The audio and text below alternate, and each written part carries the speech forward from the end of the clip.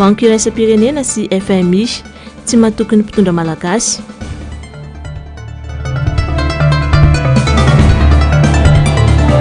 Andravoahangy sy ny manodidina miteraka fatiantoka ho an'ireo mpivarotra ny fikarany rano.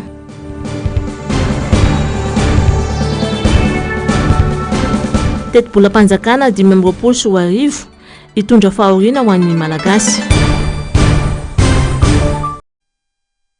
Arrivany alatsinainy faharoa ny volana desambra taona 2024 manatitra ny fiarabana tompo plasy sy tompoky vavy tonga soa atao anatin'ny fotoana ny fampahalalam-baovao eto amin'ny fahitalavitra MBS asaina ampanajana ianao anaraka ny vaovao hatramin'ny farany. Ny pejy fanomanana ny fifidianana sy ny fiatrenana ny fifidianana no isataratsika ny fampahalalam-baovao amin'izao ariva izao. Raha tokony faranahony tamin'ny fahatelopolon'ny volana novambra teo ny fandraisana ny anaran'ireo mpifidy izay tsy tafiditra ao anatin'ny lisy mpifidianana amin'ny alalan'ny ordonnance dia nitary ny voamera maleo tena amsana ny fifidianana ho hatramin'ny faefatra ny volana desambra izao izany. Manoloana izany dia nametraka ny aiainy ny antokotiko Madagasikara sy ny vovonana firaisan-kina. Nanatona teny amin'ny sery izy ireo androany saingy fandrirarirana no azo amaritana izany. Ndoaratsika ny siatati-baovao ny sitraka ratovina ambinitso sy ny arotanjona. Tsy mazava ny fomba fiasa eo amin'ny voamera maleo tena amsahana ny fifidianana ka nandalo teny an-toerana androany sekretera jeneraly ny atokotiko Madagasikara.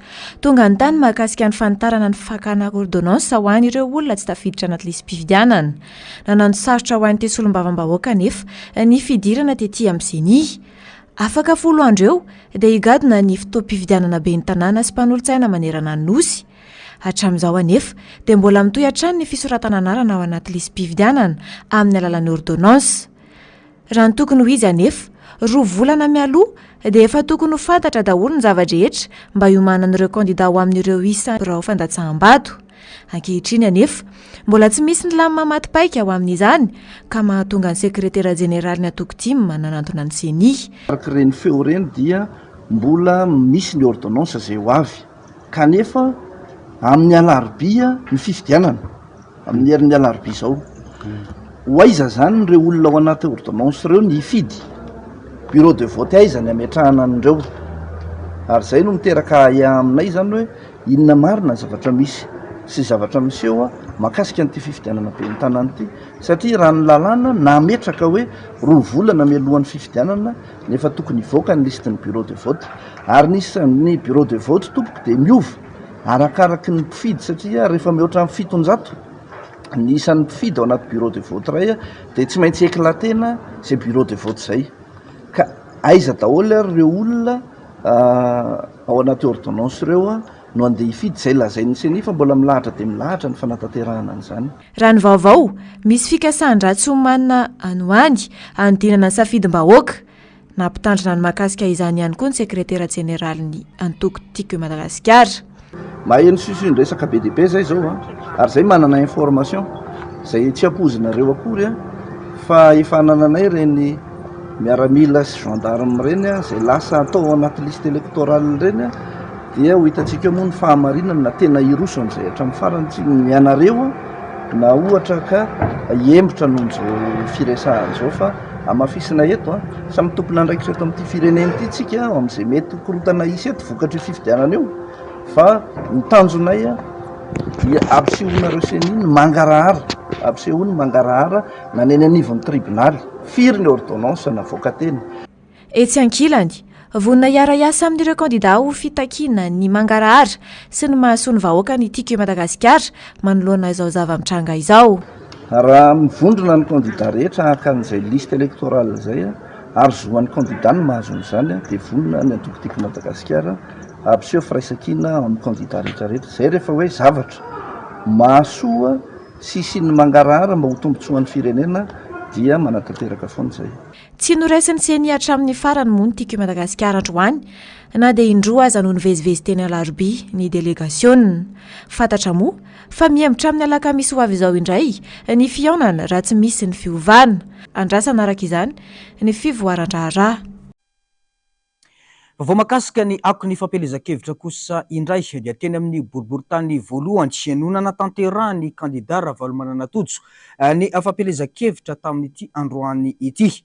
Tsy fampelezan-kevitra fotsiny ihany fa fitsidihana sy fijerena ny olana iainan'ireo mponina eto Antananarivo ihany koa.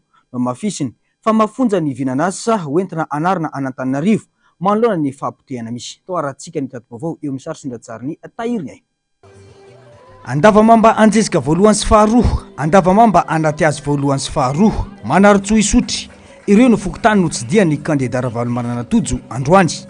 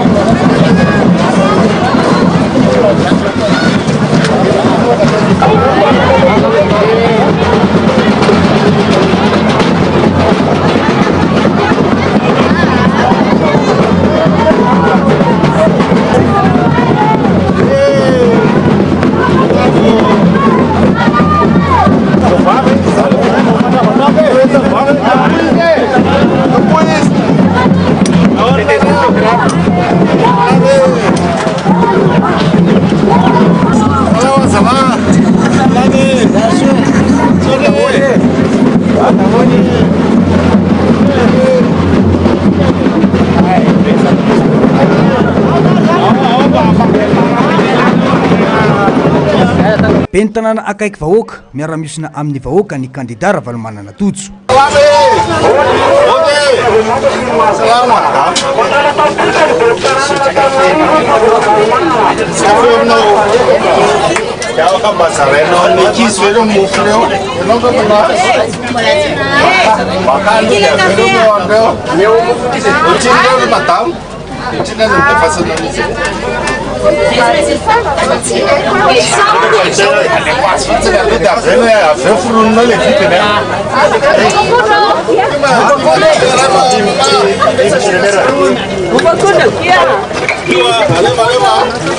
Claudia, chiedi come canarina dove?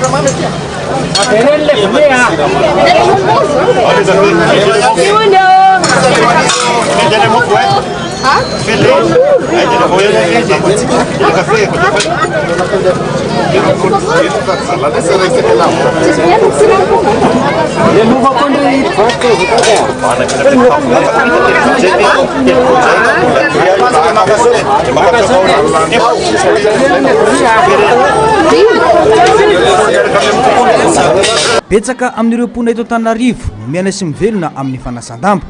Isan'izany ireto renim-pianakaviana ireto izay tsy nanaiky ratsy nitondra ny mariazy ireo tamin'ny kandida Ravalomanana Totso.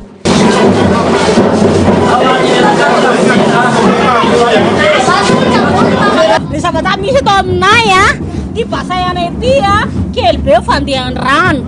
Nefa zay bahoaka be misy manasa lamba eto. Fandibo zay manasa lamba amankoba-damba. Nefa na mikarama daholo zay neto. Dia rehefa ohatra zany torotina mandoty zao manakobana dia miandry an'io zany manakobana io avy manakobana indray zay dia manao ohatr'izay daholo zay rehetra reo. Fa le rano madina lodry le rano nefa na zao fandeha le ranonay.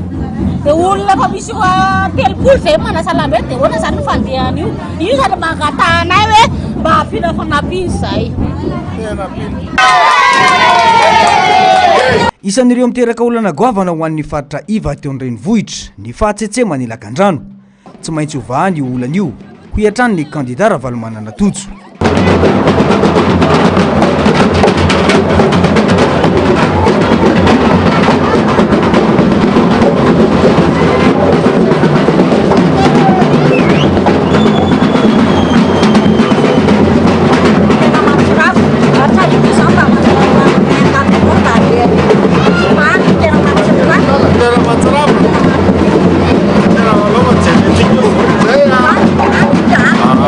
Zary lasa olana ny fanabeazana vokatry ny olam-piainana miseho hoy ity renim-pianakaviana ity. Mirary anao zay tonga amin'ny toerana io ianao. Rehefa tafiditra amin'ny toerana io ianao mba adinio indrindra fa ny kartehana andramo manalana. Le ankizy tsy anazy. Voatery le ankizy lasa manao foana. Nakabeazan'le ankizy lasa mahita ny fonja. Mampalahelo le ray aman-dreny mandeha manatika amin'ny vetsivetsy foana ny anaty fonja na veniran-janaka koa mba potika. Tanora le ankizy dia mampalahelo. Zay nangatahana ianao mirary ianao ho todinao io toeran'io. Merci rehefa tsara njaha manalina tena Tsy maintsy avotana Antananarivo fa namby efa napetraky ny kandida Ravalomanana Totso izany. Misy ny viana-piarahamonina izay amahana izao olana mitranga izao entiny kandida. Tokana ny vahaolana ho an'Antananarivo dia ny kandida larana fahaefatra Ravalomanana Totso. Lafa vao afatanteraka kosa indray tsy tonga ho azy ny fihetsika ireo mpamatsy vola any Madagasikara hoy ny diplomaty Paraina Auguste Androany. Tsy matoky ireo mpitondra malagasy ny banky iraisam-pirenena na ny tahirim-bola iraisam-pirenena ho hiatrany ny fanamafisany. Misy fiantraikany amin'ny fiainam-bahoaka izao trangan-javatra amintsika izao ho hiatrany Paraina Auguste. Ndorantsika ny tadi-baovao makasika izany. Kitoatoam-pitondrana ka tsy mahagaga raha nandray fepetra ireo mpamatsy vola ho an'ny firenetsika. Anahirana izao zava-mitranga eto amin'ny firenetsika izao hoy Paraina Auguste. Saingy mahagaga fa mangina ireo manam-pahaizana eto amin'ny firenetsika. Ny zava-misy alohatra eto dia mihidy ny robinet arabola ho an'i Madagasikara ho hiatrany ny fanamafisany. Ary ny tena zava-doza dia ireo mpamatsy vola izay tena mpanohana ny firenetsika no mampiseho tsy fahatokisana ny mpitondra fanjakana malagasy ankehitriny. Tsy hijanona eo io resaka io fa hitatra amin'ireo mpamatsy vola hafa hoy ihany ny diplomaty teo aloha Paraina Auguste.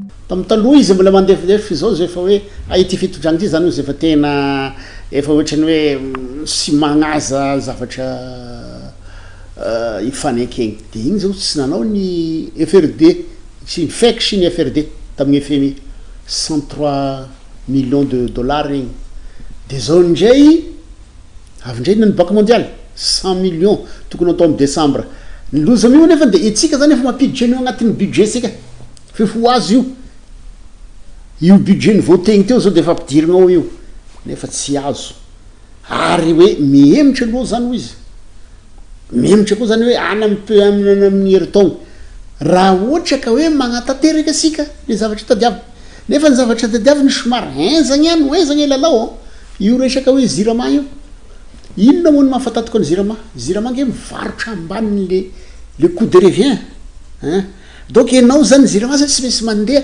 mivarotra amboniny mba manao gnazahoan'ny bénéfice hoezagny io any explosion sociale io hoezagny fanaovagna any an'io na le resaka subvention zany tsy mahazo manome sonony fazakagna agnome subvention ny zirama ino moa mba nampizanozanony kelany le délestage teo satria hoe aloha mba mangataka ay alo mba nnégocie tagny hoe mba velao aloha vita ny élection ty de misy an'le agnome le 600 millions de par jour lany am'le fampandehanagna an'le machinerie ary amboemanam-bola misy an'izay de hoe nalefagny igny zany de mba nekena aloha io zany fa mijery raha isika fa vita io élection io ho lasa am'izay koa io satria tapitra zay 1 mois zany hita satria 18 milliards zany agnatin'ny volany raiky beny zany agnaty atao ndraiky ane zany agname 45 millions de dollars agny izay zany sy sony zany subvention io zay ny zavatra angataniny baky ny satokisany olo sony asika satokisany olo sony asika malagasy zao satria sy mitagny teny nomegny fa hoe nde tady vola arika aho tady vola ty aho tsy misy magnomenao zany ahina ny mety ofisina fipoahana ara-sosialy eto Madagasikara mbola hiakatra koa mantsy ny vidin'ny solika raha ny fanamafisana atrany misy zavatra réalité économique ho atresika no enzagna amy 2025 ka io zany hita zany zao fa raha voan'ny FMI sy magnome de fa manaraka koa ny sasany aza taitaitra am'le hoe nisy nanao soia zao tary soia zao signature io sorabola io fa décaissement raha van'ny FMI ny sarotiny de dikan'izay zany stop daholo nrehetrarehetra aza fa na bilatéral na amina samby firenena raha igny de fa manao ny FMI satria hoe magnapetraky nataontsika discipline financière ny fonds monétaire international izay le accord de Bretton Woods zay tamin'ny 1944 ka hoensakensaky ny zavatra ho atresika an'io amin'ny 2025 fa tena mbola ho mafy ny fiainana atrehan'ny malagasy raha izao zava-misy izao ho iatrany paraina Auguste ny 5,700 ny vola miodina eto amintsika manko dia miankina amin'ireo mpamatsy vola avokoa ininy ireo mpitondra potehana ny firenetsika ary tsy homoro ny famerenana ny fampitokisana ho iatrany ny fanamafisana mbola eo amin'izay vaovao izay hatrany dia manantanina ny fiakarany vidin'ny solika taoriny ny fandanina ny teti-bolam-panjakana teny anivo ny anteny miram-pirenena miantraika mivantana amin'ny filanimponina anefa io fiakarany vidin'ny solika io ny fisiny aba isan-karazany ihany koa tsy ho zakany sarababem-bahoaka ny fisondrotana raha ny fanazavana natao ny filoha-hevitra fahafito eny anivo ny anteny miram-pirenena sitraka ratovina ambinitsoa sy ny aritanjona no mitatitra ny antsiprian'izay Iakatra 400 ariary isaky ny litatra ny vidin-tsolika ary isam-bolana izany fisondrotany vidin-tsolika izany mandra-pahazo ilay hoe vérité de prix akoatra izay nolanina teny amin'ny anteny miram-pirenena ihany koa ny fampiarana ny aba-tsolika araka izany mampanano fiakarany vidin-tsolika satria raha vatany vao miatra ny lalàna vao ny lanina dia hiakatra avy hatrany koa ny vidin'ny solika raha ny fanazavan'ny finoloha-hevitra fahafito eo anivony anteny miram-pirenena zavatra fanontaniana napetraka tamin'ny ministre ny finance dia nazava tsara hoe raha matoa ministra io anao hitako io ambarao ny vahoaka malagasy fa iteny tompoko ny zava-dehibe indrindra ao anatin'ny loi de finance io vola ampidirina io de mila ampahafantarina anareo vahoaka malagasy zay ne zavatra ilainanay solombavam-bahoaka hoe ampahafataro ny vahoaka malagasy fa tsy tapohana izy hoe hampiakatra an'io ina anaran'ity vidin'ny solika io tsy vita ny hampiakatra vidin'ny solika fa nolaninay tao tompoko hampiakarina koa ny taxe ny soloka donc zany a mandra raha vo appliqué ty tonga de fa miakatra avy atrany ny vidiny soloka satria inona ny antony sy ny reo pétrolier reo no andohan'izay taxe zay fa isika vahoaka malagasy. Isan'ny mamelona ny vahoaka manerana ny nosy ny fitaterana indrindra ho an'ny fitateram-bahoaka miakatra sy mivezivezy eto Madagasikara. Ho voakasika ity fiakarana ity daholo araka izany ny fiainam-bahoaka izay tsy mitsaha miakatra isan'andro. Diso mifantoka loatra ny amin'ny famoronana aba ho an'ireo fitaovana tena fampiasan'ny malagasy ny mpitondra ankehitriny kanefa mampahantratra ny malagasy maro anisa izany. Hoy ihany sy teny Randrena Soloniaiko, filoha lefitry ny anteny Merapirenena. Tsisy fampiakarana karama ve? Io loi de finance io ambarako amintsika vahoaka malagasy rehetra, loi de finance io sady mampiakatra vidim-piainana no mampiena ny volany malagasy satria le malagasy lasa hipaye taxe be deaibe ary hiakatra koa rehefa miakatra io carburant io ane miakatra ny transport rehetra eto miakatra ny vidi mofo, miakatra ny vidiny lafarina, miakatra daholo ny zavatra rehetra satria mientana rehetra ampiasaitsika eto a Madagasikara de avy any Tamatavy dikan'izay misy coût de transport io ary zaraina manerana Madagasikara misy coût de transport zay zavatra zay ary zay indrindra afaka teneniko androany raha miatra ty zavatra ary tsy maintsy miatra io satria madame la ministre tsy niteny mihitsy tsy anao nanemotra ao izy izy. Fa ho sarotra ny fiatrehana ny taona 2024 ho an'ny malagasy tsy mijery ny tombotsoam-bahoaka ny fanjakana ny vahoaka no misedra ny mafy vokatra izany hoy ny solombavambahoaka Toditsoa Andriamampandry androany. Tomponantoka amin'ny zavatra iseho amin'io taona ho avy io ireo solombavambahoaka manoana fitondrana ho iatrany ny fanamafisany. Tato vaovao amin'ny sary sindratsariny tahiriny. Hatramin'izay nisy ny anteny Merapirenena dia ny volavolan-dalana amin'ny feno teti-bolam-panjakana ho an'ny taona 2024 no ratsy indrindra. Tsy mifototra amin'ny tena famahana ny olam-bahoaka fa famaizana ny malagasy vokatry ny tsy fanana ny fanjakana vola no atao.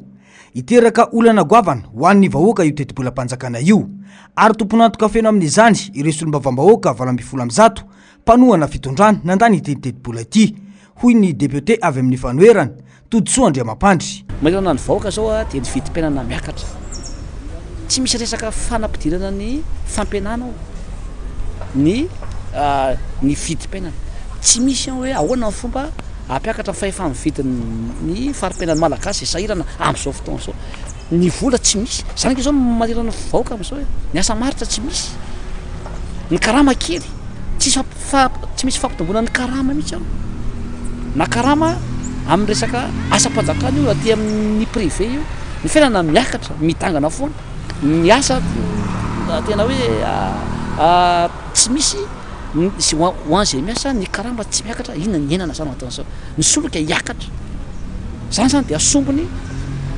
amin'ny faharatsiana io fandaniana ny teti-bola mpanjakana akoatr'izay moa dia nahena daholo ny teti-bola rehetra mahakasika ny sosialy sy mahakasika zany tena hoe marary ny vahoaka ohatra amin'izany aty resaka fanabeazana dia nahena daholo na misy ana fanabeazam-pirenena io na ny fampianarana ambony nefa nina ampatona zany reo zanakitsika nefa reo no avy ny firenena lasa tsy manasina ho ty karakaraka tsony zany ny tanoratsika lasa patona dia lasa manjaka zany ny aizina dia atao mihitsy izay tsy ampahay ny vahoaka malagasy efa ampahatrainao izy amin'ty amin'ny lafiny fiariana mbola ampahatraina koa izy amin'ny lafiny toe-tsaina.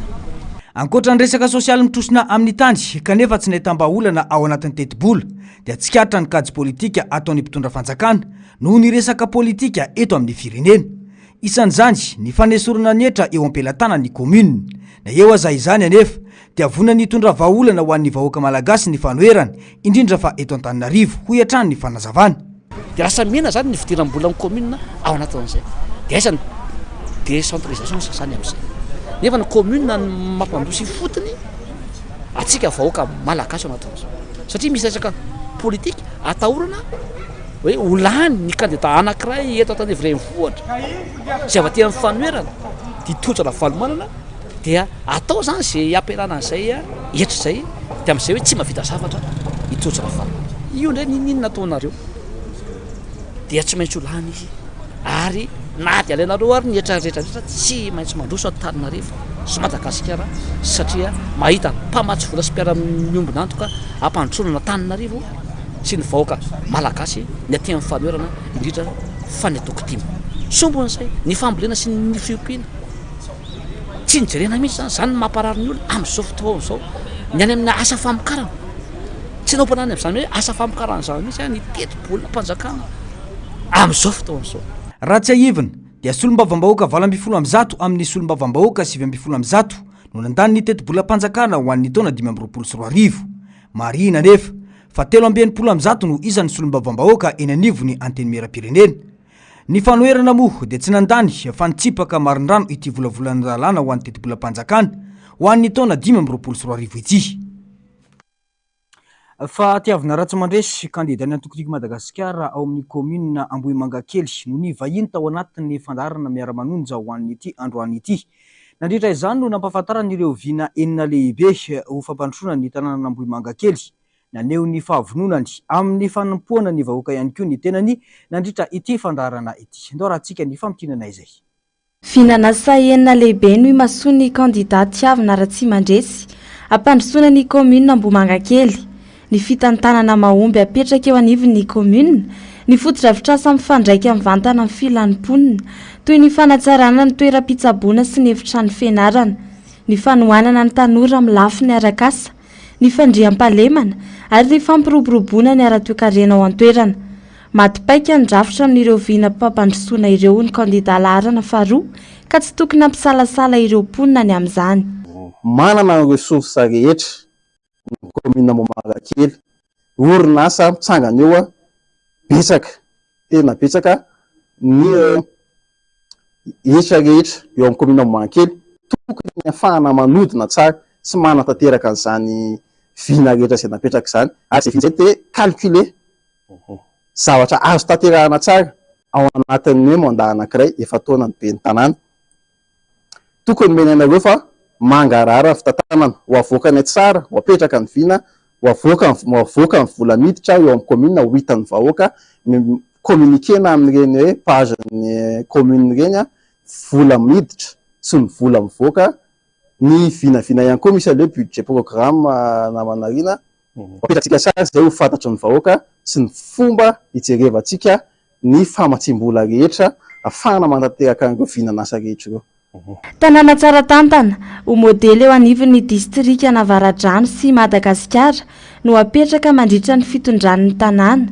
ho iatran'ny ny kandidat Tiavina Ratsimandresy izay nanamarika fa tsy hisy no diso anjara amin'ny fampandrosoana ny tanàna fa samy ahazo ny sahaza azy ny rehetra ao anatin'izany fa fahombiazana kosa no azo amehezana ny diabe ny fampielezan-kevitra nataon'ny kandidat ho ben'ny tanàna atolotry ny antokotiko Madagasikara ao amin'ny commune Ambohidratrimo faniry Razafy Manantany ny sabotsy lasa teo vahoaka marobe resy lahatra amin'ny vinanasany no tonga nanotrina azy nandritra ity fotoana ity naneo ny fahavononany ihany koa ity kandidat ity fa anarina ireo lesoka maro lafy mahazo ny commune Ambohidratrimo amin'izao fotoana izao do raha tsika ny tady vaovao ny faniry Andrianarivo sy mbola avatsara mahakasika izany herinandro faharoa amin'ny fampielezan-kevitra meloa ny fifidianana olona marobe ny tonga nanotrina ny kandidat faniry Razafy Manantany nandritra ny diabe fampielezan-kevitra tao Ambohidratrimo atapy-tanàna ny sabotsy lasa teo Ambohidratrimo mandroso fitaratra Madagasikara ny tanjona hoy ny kandidat faniry Razafy Manantany vonina tanteraka ny tenany amin'ireo vinanasa matipaika anarenana ny tanàna Ambohidratrimo tsy vitan'ny olombitsy anefa izany fa mila ny firaisan-kina ny rehetra tafiditra ao anatin'izany ny fifidianana ny laharana faha-efatra ao anaty bilita tokana zay moa manana ny levina lehibe iova amin'izay ny tanàna iova androso zany ny tanàna ary isy fivoarana lehibe mba ho Ambohidratrimo fitaratry Madagasikara zay ny tantsika zany ka naomby ny hetsika voaraina Ambohidratrimo ny afatra n'izay zaraina tamin'izy ireo nandritra ny fotoanan'ny pré-campagne melo amin'ny fampielezan-kevitra ary anatin'ny fampielezan-kevitra ihany koa fa eto mbola miantso hatrany zanaka Ambohidratrimo rehetra eto an-toerana zay mandray ny afatra zay nizaraiko zany nandritra izay fotoana zay mba tsy erikerika tsony tsy salasala tsony mifidy numéro 4 fanira zakomanatany kandidana tolotry ny atoko Madagasikara ary miaraka amin'ireo lisitra mpanolotsaina zany mila manana mpanolotsaina marobe tsika ahafahantsika mitondra ny asa fampandrosoana eto amin'ny commune Ambohidratrimo dia zany ny fampizarako aminareo dia miantso hatrany zany firaisan-kinantsika rehetra aminatin'izay ny mpiavy rehetra ny zanaka Ambohidratrimo ny tompotany sisisa zany dia atsotsika satria isika rehetra eo no miaraka hampandroso sy hanovana Ambohidratrimo fitaratra Madagasikara dia amin'ny faraka ambin'ny folo volana Desambra ateriko hatrany zany ifidy numéro 4 tsika ary tena ikendry ny azo marina fampandrosoana fa tsy seza ny tanjona hoe hatrany ity candidat be ny tanàna natolotry ny antokotiko i Madagasikara eto Ambohidratrimo ity vonina arak'izany ny tenany hiara-iasa amin'ny candidat mpiray lisitra aminy ho mpanolotsaina manokana hiara-hevitra ny mahasosi ny hampandroso ny tanàna n'Ambohidratrimo aorian'ny fandreseny ka za fanira zakomanatany zany dia manao antso avy andreo mpiray lisitra amiko rehefa lano be ny tanànako raha ikeny izy ireo dia angatahiko izy ireo ho atsoiko izy ireo ho mpanolotsainako manokana ahafahana zany mitondra firaisan-kina sy fampandrosoana amin'ity tanàna ity satria latsaka katereny potika sy rava Ambohidratrimo amin'izao fotoana izao dikan'izay tsy maintsy mila ny rehetrarehetra ka raha ny tendansa dia mazava izy zany amin'izao fotoana izao raha tsisy ngamba miala bato sy mitetika maloto ataony sasany any Ambadikana izay tena efa hidivanay mafy mihitsy amin'izao fotoana izao tsy atongavana zany ala bato io zany fa dia eto zany dia manamafy an'izay rehefa lambe ny tanàna fanira zakomanatany eto amin'ny commune Ambodivohitra Ambohidratrimo dia hiantso an'ireo pray mpifaninana amiko ho mpanolotsaina manokana zany ahafahana mampiseho ny firaisan-kina sy fampandrosoana nyty Ambohidratrimo ity. Izay neny amin'ny commune Ambohidratrimo fa mitohy kosa ny fampafantarana isambaravarana ny candidat Ravalomanana Tojo sy ny vina entiny anarenana Anantananarivo eny anivon'ireo boriboritany. Raha ho an'ny boriboritany fa dimy manokana dia nampafantarana ireo mponina teny anivon'ireny elakelatrano izay nolalovana ny mahazava-dehibe ny fandraisana anjara amin'ny fifidianana fa indrindra ny fandatsahana ny vato ho an'ny candidat larana faefatra sy ireo mpiray-lisitra aminy ao anatiny bileta tokana amin'ity fifidianana ho be ny tanàna ity. Ndao rahantsika ny tati-baovao mahakasika izany. Tety Vandry sy Ambodivoanjo no nanohizana ny fidinana ifotony teto amin'ny boriboritany fahadimy androany nampafantarina ny candidat laharana faefatra sy ireo vinanasa no fanarenana ny tanàna n'Antananarivo renivohitra fa ny tanàna ireo mponina anefa ny adidiny ka ifidy ny candidat laharana faefatra amin'ny 12 Desambra ho avy izao no ny fampizarany ny solombavam-bahoaka sy ireo mpikatroka tamin'ireo mponina tety. Verna tia amitsika fahefana. Verna tia amitsika vahoaka fahefana ka raika ambin'ny volana Desambra miantso atsika. Ifidy mpirina numero 4 le vahaolana rosina ho anareo tsy mampiesona, tsy mandainga, tsy mamahamalainga ny vahoaka. Fotoana fanovany zao tongava mifidy paleo le vahoaka rehefa antrana firenena manan-karena matsapa ny tsy fahombiazan'ny mpitantana ny tanàna ankehitriny leo ny fanilikiliana sy ny tsy fandraisana ny tanàna no avin'izy ireo ihany koa ireo mponina ety an-toerana ka resy lahatra ny fidy ny laharana faefatra dia ny candidat Ravalomanana Tojo. Fidy numero 4 satria zay leo tsatra midona tapany zay madoherana modomena rehetra nefa zay avy eo angalana teletra any amin'ny etratrano ary zay ilikilika foana na any amin'ny fiarahamonana na any amin'ny fokontamisanay dia leo zay alona numero 4 tena mijaly zay ragna sady tsy mananasa tsy maninana zay n'olona fa ohatrany hoe mangalata tsy manindaky fa miaraka amin'ny numero 4 zay numero 4 ihany pidina raha vao mipidy fa tsy lengalengain'olona ry amin'ny tsitsiny anina ry tsy mety zany mare mamitaka. Miankina amin'izay be ny tanàna ho avy eo no ho avy ny tanàna n'Antananarivo renivohitra ny ho fiavotany sy ny ho fandrosony izany indrindra no nanentanana ny olom-pirenena tsy ankanavaka anefa ny adidiny tsy salasala ny androtsabato ny candidat avy amin'ny antokotiko i Madagasikara izay vonina tanteraka amin'ny fampandrosoana ny tanàna. Mbola eto Antananarivo renivohitra ihany isika amin'ity vaovao manaraka ity dibo-drano ka tsy afaka ivarotana sy ifamezivezena intsony ny lalana eny Andravoangy efa ho andro maromaro izay. Malagasy maro no mizaka ny fatiantoka vokatra izany indrindra fa ho an'ireo mpivarotra sy eo ihany koa ny tsy fahatongavan'ireo mpandalo sy mpividy entana eny amin'ny toeram-pivarotana. Ndao rahantsika ny tati-baovao ny sitraka ratovina Mentsoa eo amin'ny sary sy ny ratsariny ny Artanjona. Nivadika toy ny renirano ny arabe fandalovan'ny fiara sy ireo sisin-dalana fivarotana ety Andravoahangy. Efa ho herinandro izay no niangona teto ny rano ary tsy afa-mivarotra ny ankamaroan'ny mpivelona eto amin'ity tsena ity.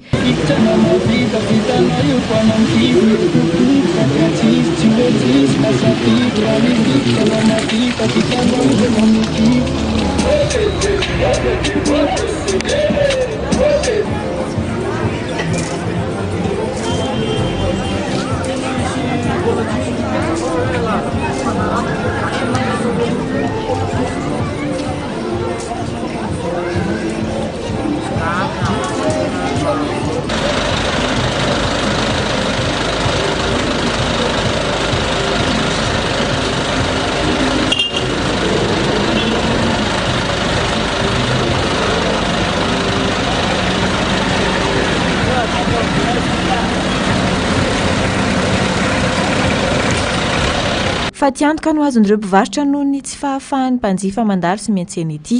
Ny fidiram-bola aloha dia hita hoe tsy misy mihitsiny. Izao ny rano ara izao. Na ilay olona tokony handalo hivezivezy eo ara tsy misy. Dia lasa izay izao fotsiny ny atao. Hitako hoe inona no tena raha ny fahalafosana tsisy. Izao nodinkodina tany ambadika tany teo aloha tamin'ilay tena rano be atsery. Dia any ambadika any izay mamelatra nefa rehefa ilay harivariva iny izay vao afaka mamelatra. Dia tsisy anona mihitsy.